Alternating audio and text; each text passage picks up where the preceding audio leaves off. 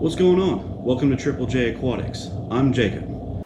And today we're going to be talking about substrates and the ones I choose to use and how I choose to layer them in my tanks.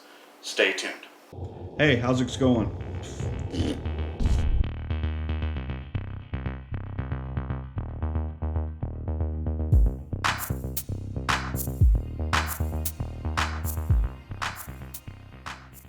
Okay, so first off, I want to take a second to talk about this hobby in general. You're going to find a lot of people that are just die-hard in the way they do things. But what I love about this hobby is that there's 1,000 ways you can do everything, and just because it works for me doesn't mean it won't work for you. Find the things that work for you, for the amount of time you're willing to put into your tank, for the type of fish you're wanting, the size of the tank you're doing.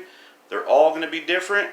I've got 3 tanks set up in the house right now, and each one, even though I'm using the same water source and they have the same style of fish in them, they're different every single week on what I have to do for their maintenance and care.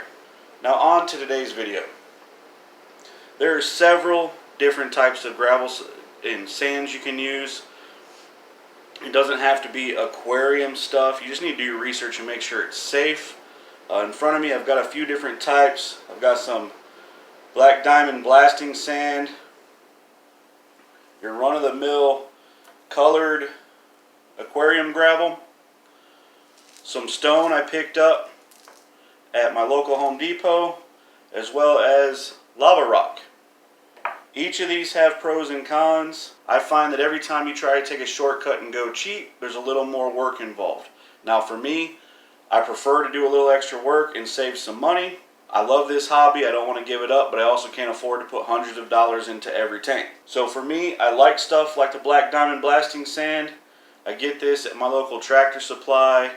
It's like less than 10 bucks, it's like $9.98 for a 40-pound bag. I've actually done a video on this stuff in the past. Feel free to check out the video on the channel. I'll leave a link in the description. It's cheaper than aquarium gravel. However, you do have to do a lot of extra cleaning on this. And you will find a lot of people that don't like it at all. Some people have a tendency to give their fish human emotion. I'm not one of those guys. I look at it like as long as the fish is healthy, it doesn't have to be a natural environment. You will find people that are die-hard naturalists. They like their tanks to be set up like the fish they would be in the wild. Feel free to do that. Me, I don't chase water parameters. I only look at water quality and the health of my fish. If my fish are healthy and are acting like they should be acting, I'm fine with it. So I don't mind taking the extra time to rinse off this type of stuff. I love that it's black. I really like the way that makes the fish colors and plant colors pop. The next up I have here is just some regular old colored gravel. You can find this literally at like every store that sells aquarium supplies. It's cheap per bag, but I find that by the time you buy enough bags to cover something like a 55-gallon, you could have saved a lot of money by going with something like black diamond sand or pool filter sand, or even going and buying big bags of your own gravel and cleaning it yourself. One of the cons I find with this colored gravel is that it is, in my experience, all painted. There may be some out there that are natural. I'm sure that's going to be costly to find natural gemstones to put in your aquarium. And over time, the paint does flake off. If you've got a good quality one, it's non-toxic. It's not going to hurt your fish. I just don't like the way it can tint the water certain colors as this stuff bleaches out. As you can tell, it does not look natural. The ones I'm going to be focusing on today are the stones you can buy in big bags at like a Home Depot or Lowe's or other major chain garden store. This specific stuff here is called shadow stone. Again, I like that it's black.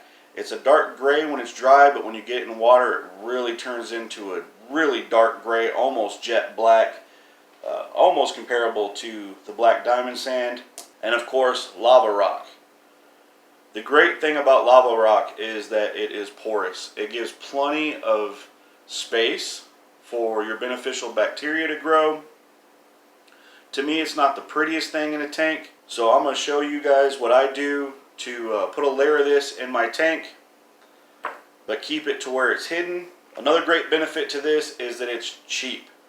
I think I spent $7 for a 40-pound bag of this stuff. So since it's great for beneficial bacteria and it's cheap, it makes a great way to increase your substrate layer cheaply and then cap it with the more expensive stuff that you like to actually see. So I would recommend anyone who's going to do a more expensive aquarium substrates, such as like Eco Complete or some of those planted substrate materials that are out there. This stuff, put a layer of this at the bottom, build up that first inch or two with lava rock, then do an inch or two of your sand. You're still going to get your 4 inches of substrate for your root growth, but you're going to save a lot of money in the long run. So let me show you guys what I do with this lava rock to keep it hidden and make sure it doesn't work itself back up to the top of my substrate. Okay, so all I do is I buy media bags.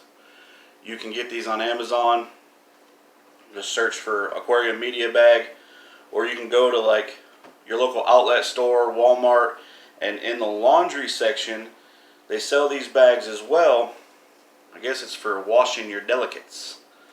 And that's what I got mine from. I bought 4 of them at a local outlet. I want to say I spent like $4 or $5. They're 100% polyester mesh. And the most important part is the zipper is plastic. So you don't have to worry about it rusting out on you.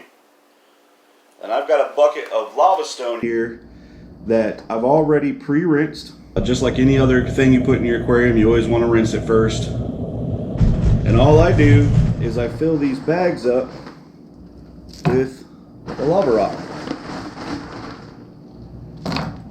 This is going to take a minute. All right. So now I've got, 1.5 to 2 inches worth of substrate in a bag that I can put in the aquarium first. And then if I was to cover this with sand or whatever substrate I chose to do, even if it was dirt or more gravel, more rock, when I'm gravel vacuuming later on, we won't be stirring this stuff up and working it back out to the top. It'll stay inside the bag together, weighted down, and the beneficial bacteria have a great place to call a home. Why don't we go ahead and throw this inside of an aquarium, and you can see what I'm talking about. You can see how that will build up quickly and give me a foundation for my substrate. I like to set it just a little bit back. That way I can get my substrate of choice piled up in front of it so you don't see the layers. It just looks like one continuous substrate.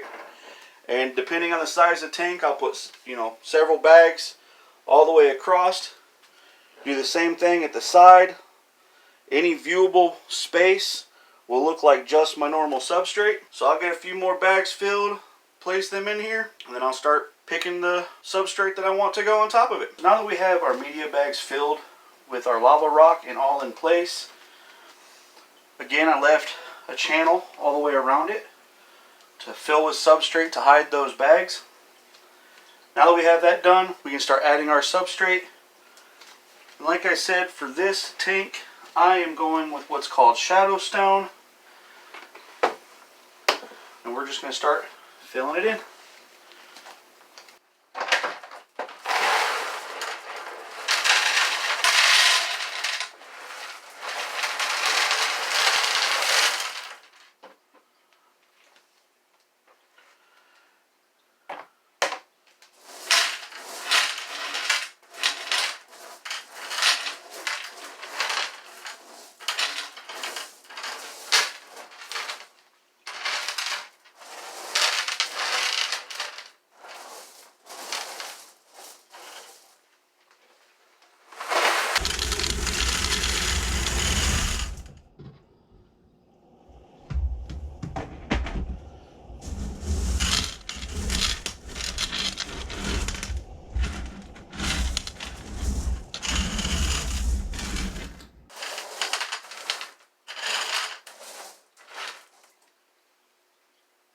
Boom, just like that, we're done. You can see how leaving that channel allows you to hide those bags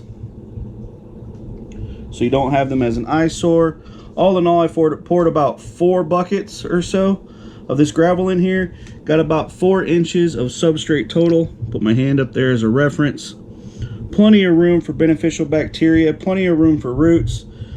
I hope this helps somebody see a cheaper way to do substrate. Pack some cheaper substrate hidden underneath your more expensive, the stuff you actually want to see. Great way to save some money, but still enjoy the hobby. If you like this video, guys, do me a favor, hit the subscribe button, hit that notification bell, and watch for part 2, where we start tackling the hardscaping and the planning. Don't forget to enjoy your aquariums. Don't forget to get out there and get fishy, and we'll see you next time.